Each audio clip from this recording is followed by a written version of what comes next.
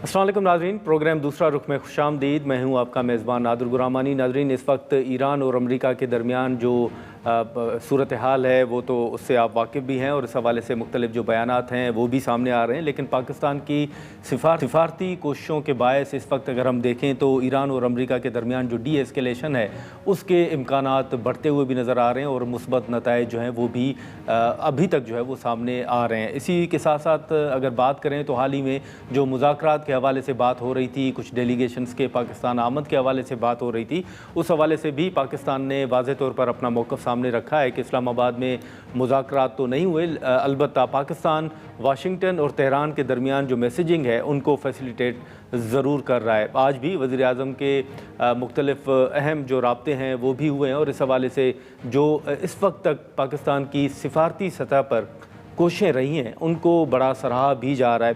अब ये जो मैसेजिंग है या जिनको पाकिस्तान फैसिलिटेट भी कर रहा है, ये जो चंद सवालात उठ रहे हैं कि किस हद तक मुमकिन होगा कि ये मुज़ाकरात जो हैं वो कामयाबी की तरफ जाएं, और फिर हाल ही में जो प्रेसिडेंट ट्रंप ने ये दावा किया कि ईरान के अंदर जो रजीम चेंज है वो आ चुका है, इस हवाले से जो मुख्तलिफ इशूज़ हैं उस पर हम गुफ्तगू करेंगे। मुनीर अकरम साहब हमारे साथ मौजूद हैं। मुनीर अकरम साहब, बहुत शुक्रिया सर वक्त निकालने का। ये जो इस वक्त सूरत हाल है, हालिया चंद रोज़ से अगर आप देखें तो मुख्तलिफ़ ख़बरें भी आई मुज़ाकरात के हवाले से, डेलीगेशंस की पाकिस्तान आमद के हवाले से। अब पाकिस्तान ने उस हवाले से मामला वाज़ेह भी कर दिया है कुछ बयानात देकर। सर, इस वक्त जो सूरत हाल है, जो प्रेसिडेंट ट्रंप साहब के कुछ मुख्तलिफ़ बयानात भी हैं, आप सूरत हाल किस तरफ अभी जाते हुए देख रहे हैं? जी, मेरे ख्याल में इस वक्त तो हमने जो दो तरफा जो मैसेजिंग की है वो जारी है। जी। पर अब इससे क्या नतीजा निकलेगा वो अब तक जाहिर नहीं है।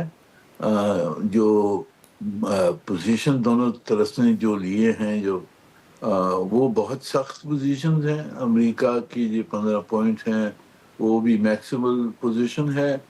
ईरान ने जो 5-6 पॉइंट्स दिए हैं वो भी बहुत सख्त हैं।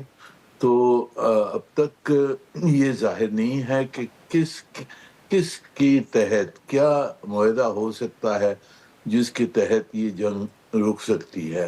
मेरे ख्याल में इस पे अब तक काफ़ी और काम करना होगा अगर कोई नतीजा निकालना है तो।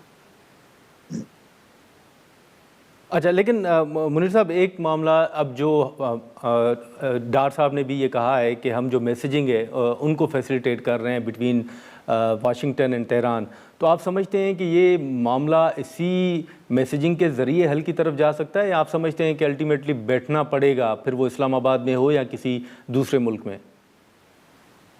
जी, ये हो सकता है कि मुज़ाकरात के लिए कहाँ कोई जगह पर शामिल हो जाएं दोनों तरफ के नुमाइंदे। पर अभी तक उस पहलू पे हम नहीं पहुंचे हैं।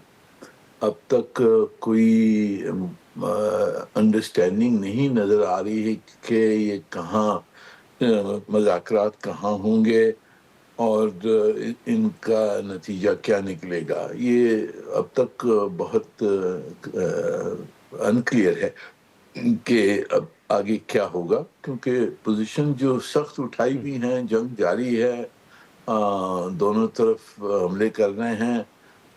कुछ इम्कान एस्केलेशन की तरफ भी नज़र आ रहे हैं कि अमेरिका अपनी फ़ौजें और ले आ रहा है खित्ते में। तो जी। दोनों तरफ जा सकते हैं। कोई एग्रीमेंट की तरफ भी जा सकते हैं, एस्केलेशन की तरफ भी जा सकते हैं इस वक्त। लेकिन सर, इस वक्त पाकिस्तान तो सिफारती सतह पर कोशिशें कर रहा है, लेकिन ओवरऑल अगर आप देखें तो जो गल्फ़ कंट्रीज़ हैं उनका भी एक जो मौक़िफ़ कहें या दबाव कहें डी एस्केलेशन की तरफ जाने का, वो भी तो है, क्योंकि इस वक्त जो जंग है वो सिर्फ ईरान और अमेरिका के दरमियान नहीं रही, बाकी जो मुल्क हैं वो भी सफ़र कर रहे हैं। जी, सही है। खलीज के ममालिक इसमें उनके ऊपर भी हमले हुए हैं, क्योंकि वहाँ अमेरिकन अड्डे थे तो उस पे ईरान ने हमले किया है। पर कोई सिविलियन फैसिलिटीज़ के ऊपर भी ईरानी मिसाइल गिरी हैं। تو اب جو خلیجی ممالک ہیں وہ تو چاہتے ہوں گے کہ یہ جنگ رک جائے، پر وہاں سے بھی کوئی یعنی کہ آوازیں یہ بھی نظر آ رہی ہیں کہ جی اب یہ جنگ کو جاری رکھیں۔ کل جیسے آپ نے سنا ہوگا کچھ جو یو اے ای کے نمائندوں نے جو کہا ہے کہ اس جی کو اس ایرانی حکومت کو ختم کرنا ضروری ہے، تو کچھ مکس سگنلز مجھے نظر آ رہی ہیں خلیج سے بھی۔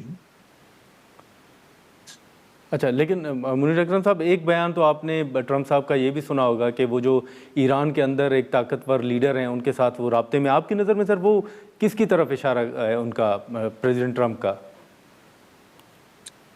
جی یہ مجھے تو علم نہیں ہے کہ کس کی طرف ان کا اشارہ ہوگا، پر آپ دیکھیں نام کافی آئے ہیں، جو ان کے جو ایرانی فارن منسٹر ہیں وہ تو بات چیت کر رہے ہیں، اور کچھ ان کے جی اسپیکر آف دی پارلیمنٹ جو ہیں وہ بھی شاید کچھ میسیجنگ کی ہے۔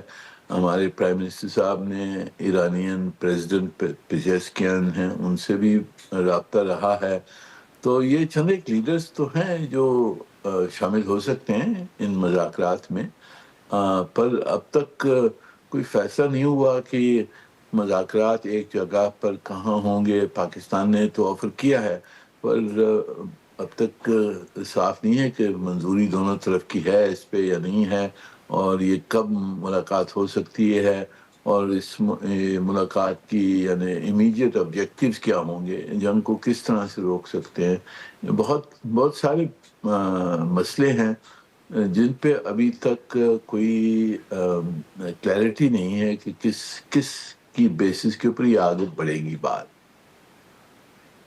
اچھا، لیکن سر ایک ایشو جو ہے وہ یہ بھی کہا جا رہا ہے، آج بھی کچھ جو ایران کی طرف سے بیانات آئے ہیں، انہوں نے کہا کہ ہماری سفارتی سطح پر کوششیں جاری تھیں اور بات چیت جاری تھی، اسی دوران یہ حملہ ہوا ہے۔ تو ایک ٹرسٹ کا ایشو بھی آپ سمجھتے ہیں کہ یہ جو مذاکرات کے حوالے سے بات ہو رہی ہے، اس میں ایک معاملہ یہ بھی ہے کہ پہلے جب بھی مذاکرات ہوئے اس مذاکرات کے دوران ہی ایران کے اوپر حملہ بھی ہوا۔ ایران کے اس موقف سے آپ اتفاق کرتے ہیں کہ واقعی صورتحال ایسی تھی؟ جی میرے خیال میں وہ جیسے عمانی فارن منسٹر صاحب نے بہت ایک اچھا آرٹیکل لکھا ہے جس میں انہوں نے بتایا کہ مذاکرات کے تحت سمجھوتا ہو سکتا تھا، کافی نقطوں پر جی ایران نے کنسیشن دی تھی، پر اس کے باوجود یہ حملہ ہوا۔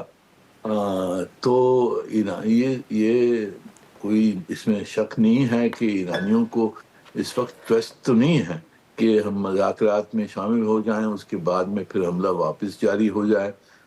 تو یہ ٹرسٹ بلڈ کرنا ہے۔ اب یہ جو ایکسچینج آف میسیجز ہو رہی ہیں پاکستان کے ذریعے، دوسری ترکی ایجپٹ وغیرہ کے ذریعے، اس سے یہی میرے خیال میں کوشش ہوگی کہ ایک دوسرے پر جو ٹرسٹ ہے وہ بڑھایا جائے، اور ایرانیوں کو منوایا جائے کہ جی مذاکرات کرنا ضروری ہے، فیزیبل ہے، اس میں سے کچھ نکل جی سکتا ہے۔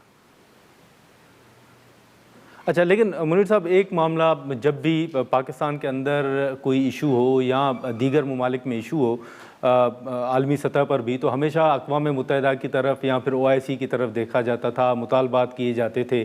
لیکن اب جو صورتحال ہے، حالانکہ وہ ایران اور امریکہ کے درمیان آپ کے علم میں ہے کہ نہیں رہا، پورے جو گلف کنٹریز ہیں ان کے درمیان اب یہ جنگ جو ہے وہ پھیل چکی ہے، لیکن اس سارے عمل میں آپ کو کہیں اقوام متحدہ OIC کے حوالے سے جو ماضی میں بیانات یا موقف ہوتا تھا، اب آپ کیا سمجھتے ہیں کہ وہ اپنا اثر جو ہے وہ کھو چکے ہیں، اقوام متحدہ ہو یا OIC ہو؟ یہ دیکھیں OIC میں تو اب پھوٹ پڑ گئی ہے، کیونکہ جو ایران اچھا کی پوزیشن ہے اور جو خلیج کے ممالک ہیں ان کے درمیان تو اختلاف آ گیا ہے، کیونکہ یہ حملے ہوئے ہیں دو طرفہ حملے ایران پہ ہوئے ہیں، ایران نے حملے کیے ہیں جس میں خلیج کے ممالک پہ ان کے میزائل ڈرون وغیرہ گئے ہیں۔ تو OIC اس وقت تو میرے خیال میں یہ کہ آپس میں پھوٹ پڑ گئی ہے، تو شاید وہاں سے کچھ نہیں نکل سکے۔ سلامتی کونسل میں قراردادیں پیش ہوئی ہیں، ایک قرارداد جو اڈاپٹ ہو گئی تھی جس میں ایران کو کرٹیسائز کیا ہے خلیجی ممالک کے اوپر جو